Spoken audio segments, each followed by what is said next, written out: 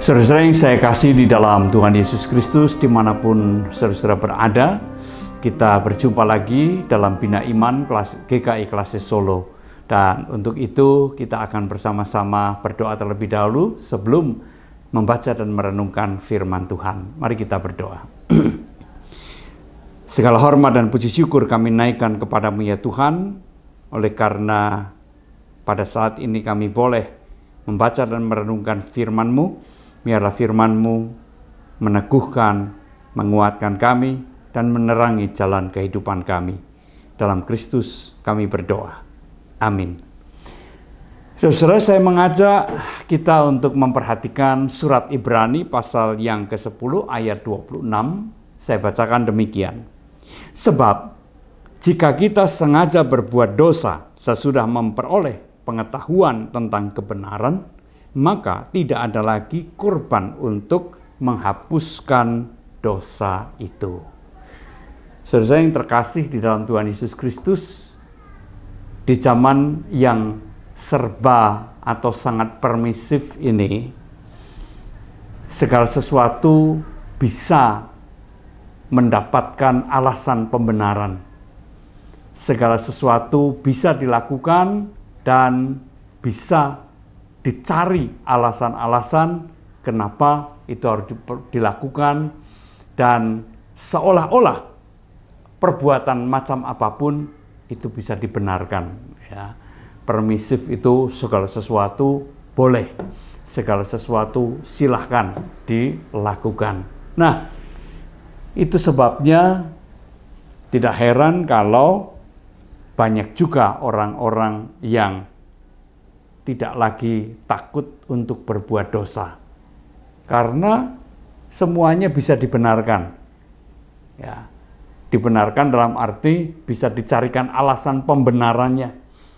Ya, termasuk juga orang-orang yang mengaku beriman. Itu pun juga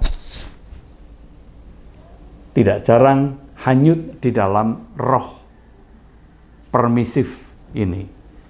Nah, sesuai yang terkasih dalam Tuhan Yesus Kristus, surat Ibrani yang tadi kita baca mengingatkan, jikalau seseorang itu sudah memiliki pengetahuan tentang kebenaran, tetapi dengan sengaja berbuat dosa, maka tidak ada lagi kurban yang dapat dipakai untuk menghapus dosa-dosa orang itu. Artinya sebenarnya kalau orang itu tahu mana yang benar dan mana yang tidak, tapi toh tetap saja melakukan apa yang tidak benar, maka orang semacam ini sulit sekali bertobat. Karena dia tidak merasa bahwa apa yang dilakukan itu sesuatu yang keliru atau sesuatu yang salah. Kalaupun dia tahu bahwa itu sesuatu yang salah, semua orang tuh melakukan. Itu alasan pembenarannya. Nah, sesuai terkasih dalam Tuhan Yesus Kristus, dosa itu merupakan sesuatu yang sangat serius.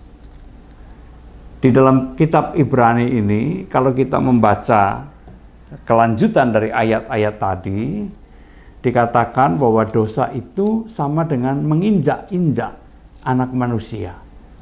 Ya, menginjak-injak Yesus. Dosa itu sama dengan meremehkan atau memandang remeh, memandang rendah pengorbanan Tuhan Yesus di atas kayu salib.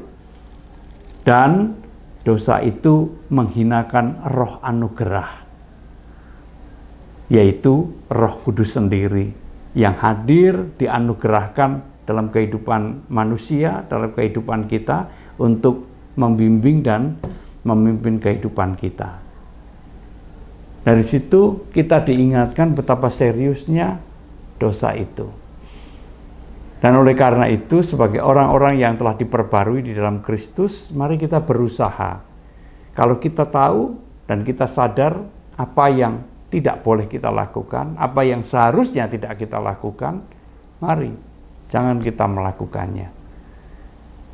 Sebab ketika kita dengan sengaja melakukan apa-apa yang tidak berkenan di hadapan Tuhan, maka sesungguhnya kita sedang dalam proses mengeraskan hati, menutup pintu hati kita terhadap suara Tuhan yang berbicara kepada kita.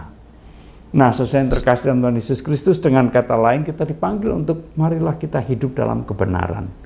Tidak ada seorang pun yang sebenarnya tidak tahu mana yang baik dan mana yang jahat. Pada umumnya kita ini semua tahu. Oleh karena itu mari kita hidup dengan melakukan apa yang baik dan benar, supaya dengan demikian kehidupan kita juga senantiasa memuliakan Tuhan. Tuhan memberkati kita semua. Amin. Mari kita kembali berdoa. Terima kasih ya Tuhan, kami boleh merenungkan firman-Mu. Kiranya firman-Mu memandu kehidupan kami. Di dalam Kristus kami berdoa. Amin.